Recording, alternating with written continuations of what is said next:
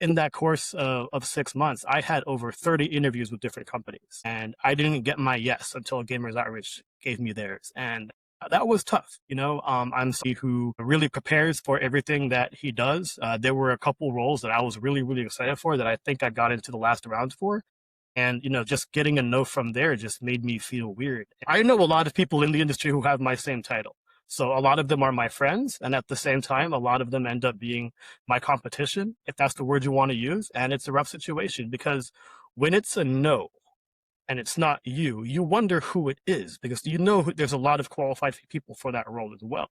And if you see that none of them are hired, it's kind of like saying, okay, we'd rather have nobody than some of the best community managers in the industry. And that's definitely something that ate at my mental health. Welcome to this episode of the Community Lounge, the podcast where I chat with community managers from the video games industry who tell me their story, talk about the challenges they face, and share tips to help other community managers do their job better. I'm your host, Steve McLeod. Now, before I begin today's episode, I want to tell you quickly about the guides we are creating for community managers. Some of these guides are already finished and we've been getting great feedback about them. Topics we've covered so far include your first week as a community manager, what actually matters, burnout, recognizing it, dealing with it and preventing it, and becoming a community manager, real life stories. You'll find all of our guides and past episodes at featureupvote.com/thecommunitylounge. You'll find that link in the description. And if you haven't already, please do subscribe to this podcast so that you don't miss out on future episodes. Okay, on with the show. Today, I'm joined by Danreb Victorio. Danreb is currently community coordinator at an organization called Gamers Outreach. Welcome to the show, Danreb. Thank you so much, Steve. Happy to be here.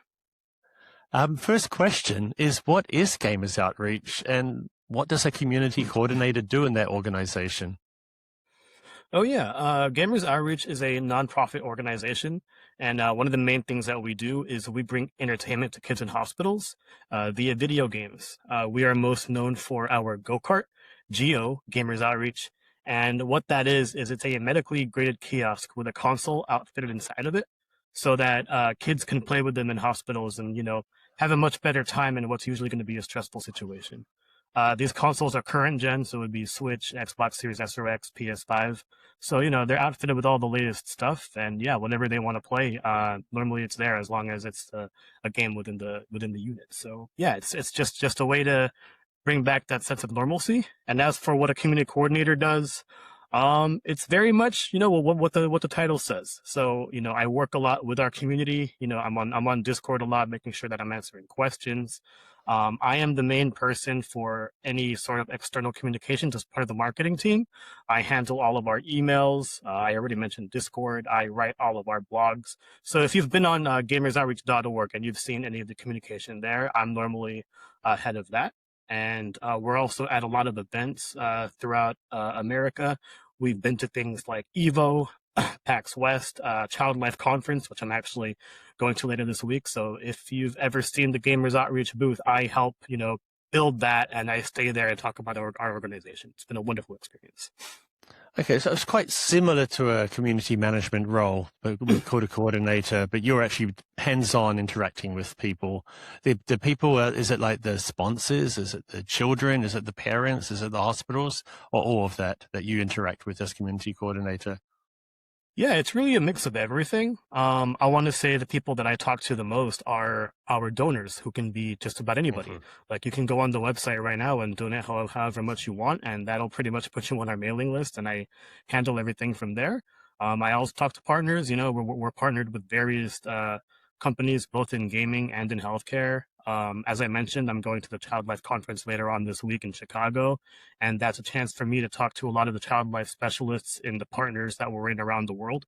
So yeah, it's definitely pretty cool and humbling experience for me, especially me being Filipino American. We're known for having quite a platoon of nurses throughout the world. So it's definitely an atmosphere that I'm, already aware of and ready to be in. So.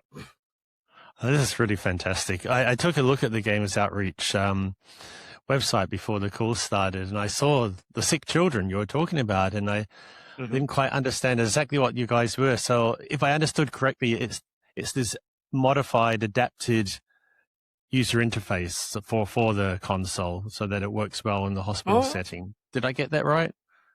uh, it's really more of the hardware. We don't really do much to modify the user interface. Like it's pretty much, your typical Xbox or PlayStation or Switch dashboard, maybe with some like Gamers Outreach branding on it and new settings to make Okay. sure that they don't use the internet and things like that. But Uh-huh. um the thing that the hospitals really enjoy is the fact that it does look like hospital equipment. And then the console's Uh-huh. in there. It's easy for them to use. You just use one plug and everything's plugged in, and there isn't really much to do from there because we already set it up with our settings to make sure that it's appropriate for kids. Mm. That explains what I saw then. Yes, it does look like Hmm. hospital equipment with a really cool Yeah. screen and Hmm. so on. Oh, that's wonderful. I also saw on your website that this is not just local to where you live. These are all over the place. Lots of the US, but Absolutely. also in UK and some places in Europe. Hmm. That's Hmm. fantastic. Yeah. And you've been working there for long? It's going to be 2 years and coming up to September, so it's definitely been a fun time. Okay. Now tell me,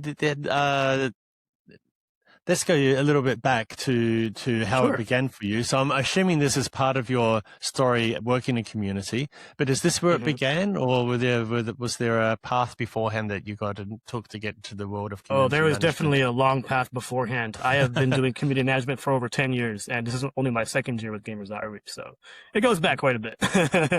Tell us how it began in as much detail as you'd like. Oh, no worries. This is actually my favorite interview question whenever I have been interviewed for roles. But yeah, basically, I have always been passionate about gaming.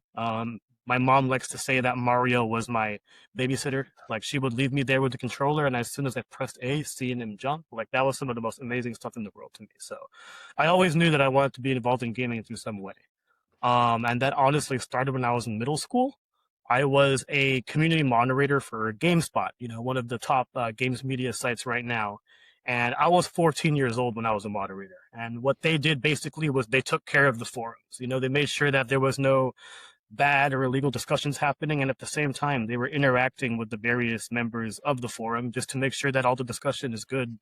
And, from there, I met a lot of cool people. I actually started my own website called Smashpad.com, and basically, when all of our founders were former GameSpot moderators, who like we were in GameSpot for a while. We were there for like maybe 8 years before we decided to do our own thing, and yeah, like I'm somebody who is involved in the industry with the games media side. I still do it. I write reviews, write previews. I go to events to actually cover the games on top of, what I do for Gamers Outreach now because I have that kind of flexibility and I absolutely love it. But yeah, I didn't actually get a paid role until about 2016. So, like I'm in middle school, 16 years old, and then all of a sudden, it's like, 4 years after college before getting my first paid role in the industry. And I became the Wow. community agent for a mobile games company called Glu Mobile, and I was assigned to work on the Tap Sports baseball series. And I was there for about 7 years, so from 2016 to 2024.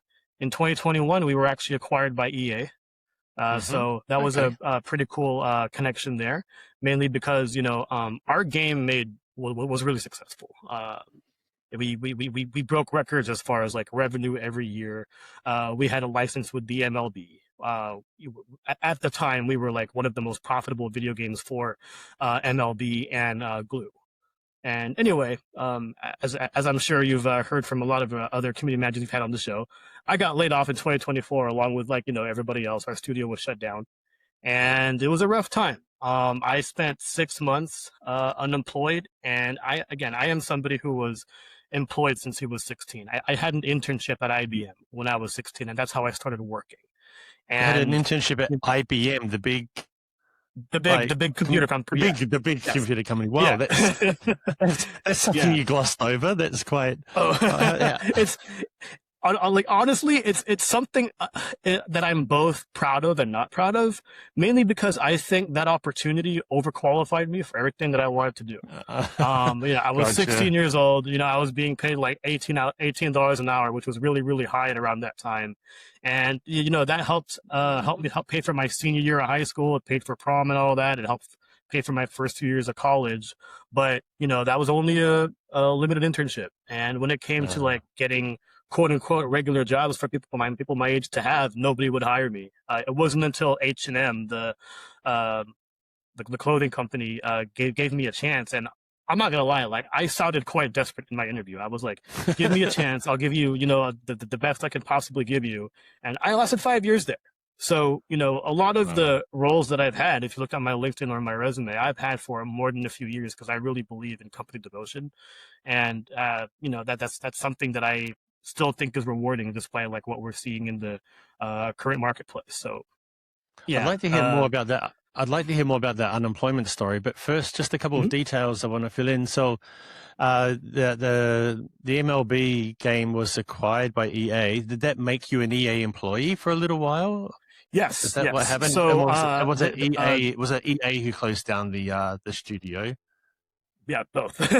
Okay, So what okay. happened was EA actually acquired the whole company. So Hmm. with that, they also took our entire portfolio of games, one of them being MLB Tap Sports Baseball. And And the cool how thing was along that? with that, so it's it's a mixed reaction, to tell you the truth. I was excited. When I was at Glu, I was the longest tenured community manager there. There really wasn't much of a path up for me at that time. And then when EA acquired us, all of a sudden there were people who have been working on games for more than 10 years. And I was like, oh, cool, I Mm, get to learn from these folks and, whatever it may be. And yeah, I was excited about it. But of course, at the same time, like they have a bit of a reputation amongst various people in the industry for whatever reasons that they have. And the only real negative that I had aside from my layoff was I felt that um, the period of acquisition could have gone better. I didn't feel like I didn't feel like we were really merged into the EA culture all that much. Like they right. gave us a shirt, uh, announced they'd absorb our tenure, which was great when I was laid off. But at the end of the day, like I didn't really feel like I was a part of EA until I joined one of their employee resource groups. And that one was called Aspire, and basically it was one that was geared towards Asian American people. And it's funny because my first meeting with that employee resource group was a meeting that I led because I was talking about Filipino American History Month, and my culture is really, really important to me. So having that experience was definitely an interesting thing. That's wonderful. I think I've never had that process of having a job at a small company and then suddenly finding the job has become a job at a much bigger company. But I can imagine Yes. that there is quite a lot of culture shift that happens around you, uh, Mm, yeah, either in the short term or the long gotcha. term. Sorry, it's called the onboarding process. There, I felt like The the onboarding onboarding, wasn't the so EA, yeah, you kind of got lucky that it was EA did the layoff because they had the resources to maybe pay you longer, give you a better payout, or is that something you we think was accurate? I do remember getting a slight bump in pay. And at the Okay. time, I was also like according to Glassdoor, I was being paid on the upper echelon of people in my position. But the cool thing about being acquired by EA was they also absorbed our tenure. So I was at Glue already for 6 years at that point, and at the time I was laid off, I was there for 7, which looks better in certain ways. I don't really want to talk about. So Yeah, yeah. So you mentioned that uh, that you did have to then endure unemployment for a while, like many people. mm, 2024 mm, was not a good year for you, and 2025 wasn't a great year for many people in the industry too. mm, mhm. But if you're willing to, tell me about how unemployment was for you. Let's hear this because this is the type of real thing in the industry that we tend not to talk about too much. And if you're willing, I'd love to hear how that was for you.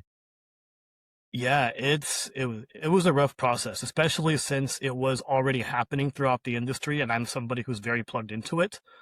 I remember going to the Game Awards a few months before I was laid off and getting to meet Amir Satbot, who's, helped pioneer Mm. like this movement to find new homes for people who were displaced in the gaming industry. And I joined this community, and luckily, by the time that I was, let go, I was already a part of this community. I was helping people with their resumes and whatever it may be. And yeah, it was a rough experience, not just because of how frustrating it was for everybody, but because of how you felt. And I had a lot of that I forget what it's called, but the word that comes to mind, or term that comes to mind, is survivor's guilt, where it's like, okay, Yeah. everybody around me is like being chopped up, and I'm just here in my white tower. And then eventually, when it came to me, I was like, it's funny. It was both a sign of relief, like just to show that I wasn't all that different, but at the same time, like someone who loses their job, who has never really taken a break, is a really traumatic experience, and that was tough to go through.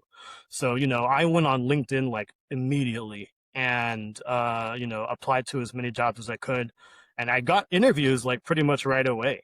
And that definitely added to my confidence. But what quickly took all of that away was the fact that in that course of 6 months, I had over 30 interviews with different companies, and I didn't get my yes until Gamers Outreach gave me theirs, and that was tough. I'm somebody who really prepares for everything that he does. There were a couple roles that I was really, really excited for that I think I got into the last round for, and just getting a no from there just made me feel weird. And being a community manager, um, I don't know what kind of message you got from everybody else that you've talked to, but a lot of studios only have one, Yeah. and myself included. So that means I know a lot of people in the industry who have my same title. So a lot of them are my friends, and at the same time, a lot of them end up being my competition, or if that's the word you want to use. And it's a rough situation because when it's a no, and it's not you, you wonder who it is because there's a lot of qualified people for that role as well. And if you see that none of them are hired, it's kind of like saying, oh, okay, we'd rather have nobody than some of the best community managers in the industry. And that's definitely something that ate at my mental health. So, Oh, thank you for sharing. You did say it was tough, but in mhm. what ways? Can you give some very specific ways about how it's tough? Like did it get hard to get out of bed, or did it affect your Mm. personal life, or Mhm. and so on? It definitely affected different facets of my life in different ways. One thing that I keep mentioning is the fact that I've been working since I was 16. Mm. If you've never really taken a break aside from vacations and you've worked throughout that entire time, having that steady stream of income is something that gives you a lot of like warmth or comfort. Those are the words. Yeah. And I lost that, and that definitely affected me. I live in the Bay Area. It is not it is not affordable here. In fact, I live with my parents, and that's a pride thing that I don't really like talk about all that much, just because Hmm. I come off as a super professional person, but at the same time it's like he lives with his parents. It is what it is. But at the same time, it's like To be fair, as soon as he said you lived in the Bay Area, I thought mhm. surely he must live with his parents because yeah, Yeah, and that's funny because like here it's normal. Everywhere else, it's like it's yeah. it's it's it's not really much of a thing anymore. So I've Hmm. definitely been fortunate to have that happen for me. But I also have quite a bit of support in various places in the industry. I mentioned the Mir Sadbot's community before. I met a lot of friends there. We help each other in different ways, and one of them is just making sure that we're not alone and whatever it may be. So that definitely helps.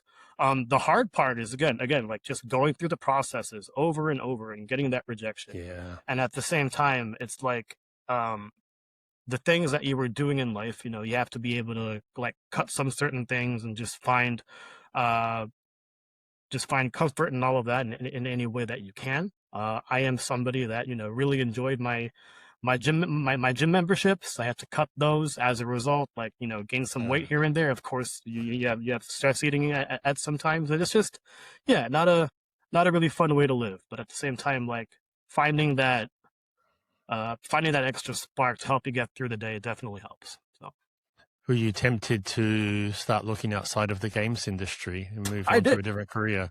Yeah. Yeah, there was never a point where I was like really trying to hone in on any single part. It just happened to be a situation where I have 7 years in gaming for one of the biggest gaming companies in the world. So, Yeah. people are going to want you as a result of that. But at the same time, it's like, we're still going through it. We don't know when this will end or if it'll ever end, and we have to be flexible in that regard. And like that's one thing that I always talk about in regards to being into community management. Like I noticed that in one of the first questions you asked me, it's like, oh, it's like you do stuff that a regular community manager does, and like that's something I slightly disagree with because I feel like every community manager has a different way of doing things, and it's really changed throughout the years. So Yeah, good point. Do you like baseball? Are you a I big do fan of like baseball? baseball. I do like baseball, but it is my last priority amongst all the sports that I'm interested in. I'm a huge sports fan, but baseball is the one that I'm least interested in. And the only time I really pay attention is if one, I'm working on it, or two, the SF Giants are doing well, and they are not. Do you know where I'm going with this question? Yes, I Any do know where you're suspicion? going with this question. Where do you Yes. think I'm going with this question? Yeah, I am going to assume that you are going to ask about, working on primary projects that you don't really have a passion for. That's exactly what I was getting at. Yes, Yeah. I'm really curious because I think this is a common thing in the games industry, especially for community people. Maybe half the people, so a third of the people get to work on a game they're passionate about. But what is it like being the community person on a game that's not really your thing? Yeah, I mean, I think the main thing here was that I was a big sports fan and I play a lot of sports video games. So, you can definitely apply those skills in that way.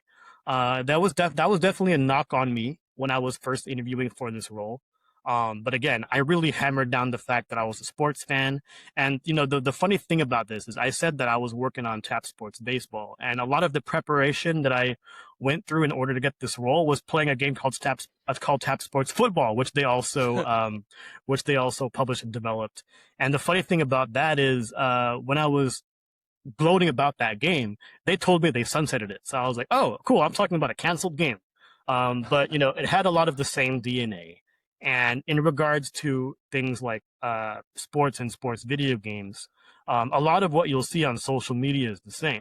So, as long as I know how to relate with those people and, speak to Hmm. those people in such a manner that's both understanding and, trying to be on their side, then I definitely had that for me. The other thing that really worked for me was the fact that I was writing about video games for more than 10 years at that point. They're like, okay, Danreb's a gamer. And like the funny thing is when I eventually got that role, there wasn't really anybody in the studio who played console video games as much as I did.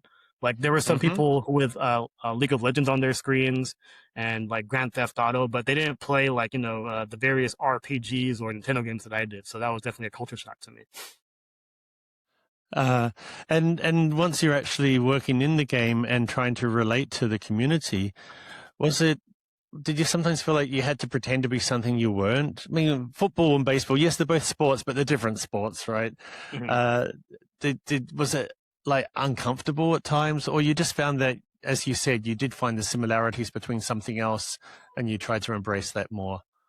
Honestly, there wasn't really a lack of comfort when it came to talking about the game, just because like those are resources I already had at my disposal, and even though like baseball was my last watched sport, it doesn't mean I didn't watch it. So there were points where I definitely understood the conversation, but when it got more granular in the sports lounge talk, that's where I tended to shy away. But at the same time, like my job's to talk about the game, my job's to promote the game.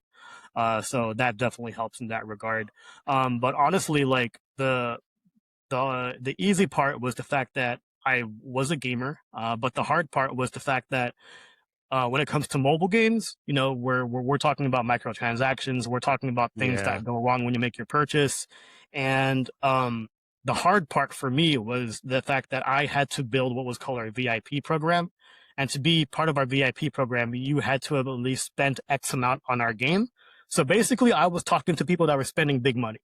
That was where yeah. I was like a little, where I felt a little discomfort, and I eventually like got over it by well, in my job previous to that, I was working in international real estate. So I was already talking to people with money. So I had to like pull that side of me along with the gamer side of me. And I just sort of marry things. And at the same time, it's just, putting myself in their shoes. If something I paid for wasn't working, yeah, I'm going to complain too. So I just want to Yeah. make sure like that works in that regard. So, in the very first episode of the very first season of this podcast, I Mhm. talked to James Croucher, whose first job as a community manager was for a train simulator, Mm. and and he had no interest in trains at the time, and he found that uh, the community, like, there's no way you could pretend with that community because they were like, these are people who knew exactly how many bolts were on the side of a particular model of train and Oh so wow. on. So yeah, The engineering at and least everything. Oh you, wow. yeah, exactly. At least you understood the basic sport. Mhm. Okay, let's move on. I have another question for you. Sure. How do you look to do your job better as a community coordinator or when you're a community manager? What were the resources or the go-to places you look to do your job better? Honestly, when I first started, I just did things on the fly based on what I knew. When I was doing the volunteer moderating at GameSpot, I already had a taste of what quote unquote toxicity looked like. Not to mention I Hmm. was somebody who was already on social media, and like when you're a fan of a sports team, there's a lot of debates online. Sometimes a lot of coarse language is going to be used as well. So it's stuff that I was already used to. I think being online frequently was definitely a resource, if anything, because especially when you're doing community management that involves a lot of social media, you have to be on top of the memes, you know? So when it comes to being hilarious, or for example, when a fire happened back at Glu, that involved the game not loading. Like I had to be able to like make fun of ourselves in a tasteful way. So I like to use the Donald Glover bringing pizza to a party and the party's on fire kind of meme. Just ways to really make fun of yourself and take a lot of the gravity out of the situation. And the number one thing was me making sure that when you're talking to me, like you're talking to a quasi dev and not really someone in customer service. Because unfortunately, sometimes in the industry, we have people in customer service who like really just sound like they're in customer service. Like, I never liked using canned responses or things like that. I'm someone that really specialized in actual one-on-one interactions with the community or even specific people. So yeah, it was really important for me to come off as human. And I think as long as you have like the basic social human skills, like it all really helps in that regard. I'm somebody who can come off really professional, or I am somebody who can be a complete jokester. It just depends on the energy that I'm given, and I just try to be visible in that regard. And luckily, I've had management that have agreed with that side, because at the end of the day, it's not fun to always come to a situation where everyone's mad at you. And Yeah. with community management, that is oftentimes the case, whether it be because the gamers aren't getting what they want, or the developers aren't really able to deliver what's being asked for. Because oftentimes, when it comes to gotcha style games, all of the feedback is going to be ways to make the game cheaper, which doesn't make the studio money. So, yeah.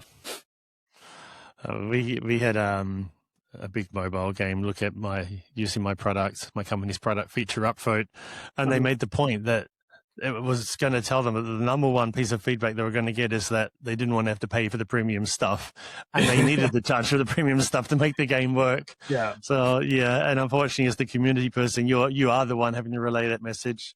Mhm. I can understand your conundrum. I really like what you said about not using canned responses. I think that's so nice. Of course, it's easy to use a canned response. You don't have to Mhm. think for yourself. But I think people see right through them. They know what their canned response is and don't feel listened to. So Absolutely. I really like that.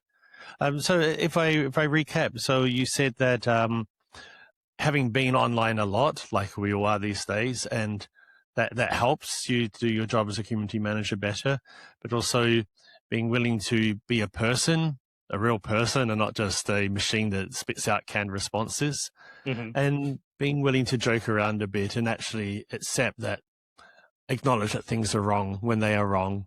Absolutely. And Yeah. yeah, I think I guess like you, yeah. transparency in ways that only are possible are great. So. Yeah.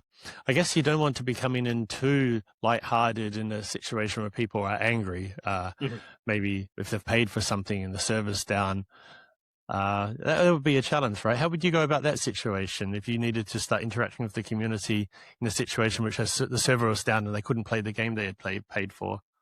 Yeah, the number one thing for me is just realizing that it is okay to step away sometimes. I don't mean, totally run away from the situation. I mean that Mm-hmm. sometimes silence is golden. At the same time, it's a reality that I fight with because I believe in responding to everybody, but at the same Yeah. time, you're going to encounter so many trolls online who are just trying to get any sort of negative response from you that they can use against you. So having been used to that attitude, and all of a sudden coming to Gamers Outreach, where all of my social media is very positive, has been enlightening for me. So there's that. But at the same time, it's like, yeah, when it comes to dealing with somebody who's difficult because they're having an actual difficult situation, it's always best to put yourself in their shoes. And if it's something that's not solvable at the moment, rest assured knowing that it's something that we will fix. And just I had the flexibility of giving them in-game items to help reassure them. But at the same time, that's not always going to work. And the number one thing there is just being like, okay, like we don't have the situation right now, but we're gonna fix it. Trust us, we're on it. And aside from that, like one of my biggest hurdles was, getting these messages on Discord or email on my off hours, and that's uh, we're always encouraged to like not do anything there. But again, I am somebody who thinks empathetically a lot. If I was spending my time and my money playing a game and something wasn't working, yeah, I'm going to be upset about it. So it's always good to know that, there's somebody who's willing to help in whatever small way possible, whether that's giving them a freebie or at least, giving them the quality of a response, then that would be my way of going about it. But at the end of the day, as long as they're being respectful, it's fine. But if it gets to a point where you're being unreasonable, that's where I usually draw the line. Nice answer. There's a question I want to ask you that's just come to my mind. I haven't asked anybody this on the podcast. Sure. Given your was it about 6 months of unemployment and Hmm. seeing really good friends who are also, I mean, really good community managers who are friends of yours also struggle in that time. Oh yeah.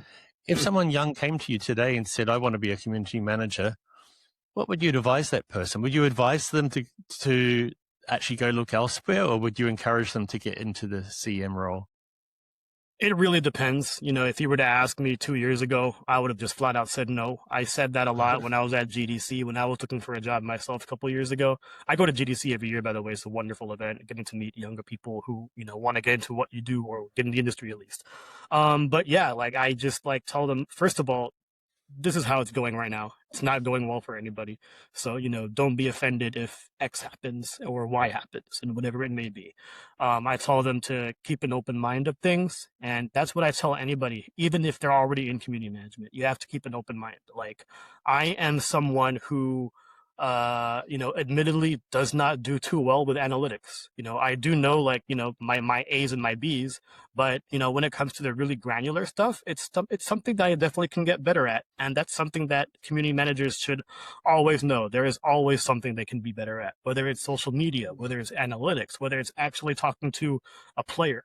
Um, there is always something in your toolkit that you can sharpen, and the only way you can really do that is by putting yourself in that situation and actually dealing with it. And if you're happy with the result, then that means you did it well. If you're not happy, it doesn't mean you did it well. It just means you can do it better next time. Nice, thank you. Now, we are getting short of time, but there is one final, I would think, the most important question to ask. What game have you been playing lately? Okay. That is a complicated question to ask someone in games media because there are games that I can't talk about yet. Luckily, we're not going to be on for a few weeks, right? So there's that. So right now, I have just finished Bluey 4D. Or not Blue, sorry, I just combined the games. I just finished Bubsy 4D. And the funny thing is, Bubsy is a sort of a punchline in the industry because all of the Bubsy games are bad. This one is good. I'm not going to tell you how good. We'll wait for those reviews. So I really enjoyed what I played. The other game I've been playing is Bluey and the Quest for the Gold Pen. I'm sure a lot of parents are very familiar with Bluey. Bluey is a BBC Disney cartoon who is like geared towards kids. And yeah, it's a bit of an action adventure game where you just look for different items and find them and whatever it may be. And basically, it's about the little dog who's whose father dog was sort of mean to her by hiding a gold pen, and you have to go find it. And the way you find it is you go through a whole bunch of adventures in these various pieces of the world. So that's really nice. As for games that are actually out, I am really enjoying Forza Horizon 6. That one's on the Xbox Series X. I'm not even that big of a car or driving fan, but I just got to a point where I was racing with a Gundam, and I was like, wow, this is awesome. Like, the whole pull with Forza Horizon 6 is that you're in Japan, and this series has lasted for quite a while, and the fact that we're finally in Japan, and I love Japanese culture, and I've never been to Japan, like, it all worked for me. So yeah, that's what I'm playing. Wow. I have to add that Bluey is Australian. Yes, the BBC sells Oh, I'm distributes sorry. it worldwide. There you It's go. from Queensland. In case anybody from Australia is listening, it's very important we got that detail right. I played the Bluey game on the Xbox with my daughter a lot, but I did not realize there was a new one coming. Yeah. The game that exists is one of those games that they basically create using the IP for children. You know, it's nothing special, but this game you've described sounds really good. Bluey and the Golden Pen, did you call it? Bluey and the Quest for the Gold Pen. And Bluey it's and the funny Quest, because okay. I'm not reviewing this game or anything. Actually, a colleague of mine is reviewing it. But the reason why I'm playing it, aside from the fact that we got a second code, is because I love getting the achievements, and this is a game where it's really easy to get them. Cool. Okay, let's finish up. It's been great having you on the show, Danreb. Where can people get in touch if they'd like to know more about what you do? Yeah, I mean, if you want to know more about what I do, you can go ahead and go on gamersoutreach.org. That is the foundation that I work for. Love working for them. It's been a complete pleasure. You can also follow me on my LinkedIn as well as my Blue Sky. Both of my handles there are Danreb. And yeah, basically I post a lot about what I'm doing in the games industry from an industry side, or not from the industry side, from the media side. So I'll talk about games I've reviewed, talk about things I've edited, or just talk about the various happenings. I also do my own podcast for Smashpad called the Day Zero Update. We do that every Sunday, and we talk about news in the industry. Granted, a lot of it these days is layoffs, but at the same time, we do like to mix in some, popular releases and good news too. So, yeah. And the media site is smashpad.com, where I saw you actually, one of your colleagues recently did a review of Mixtape, right? Yes. Oh, I know. Yes. Actually, that was me. I reviewed Mixtape. Yep. Aha, great. It's another game I'm looking forward to play when I find time. Okay, thanks again, Danreb. Bye. Thank you, Steve. Bye, everyone. Thanks again for listening to this episode of the Community Lounge podcast.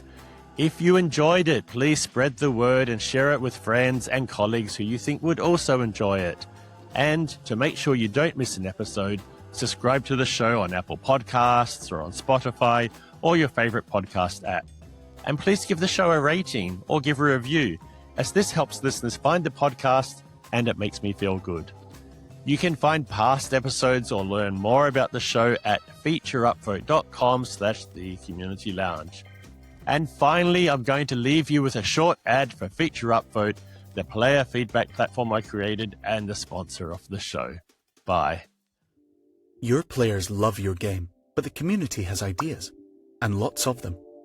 The trouble is, their feedback is scattered across Discord, forums, social media, and somewhere deep within your inbox.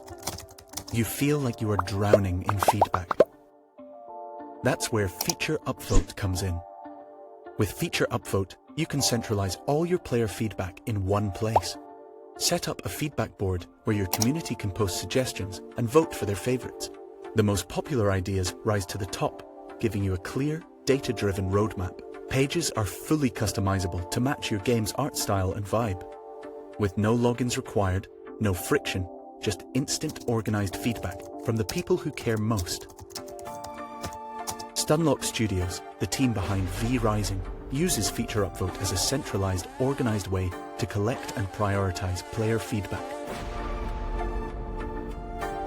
With spam filtering, duplicate merging, and integrations for tools like Jira and Discord, nothing slips through the cracks.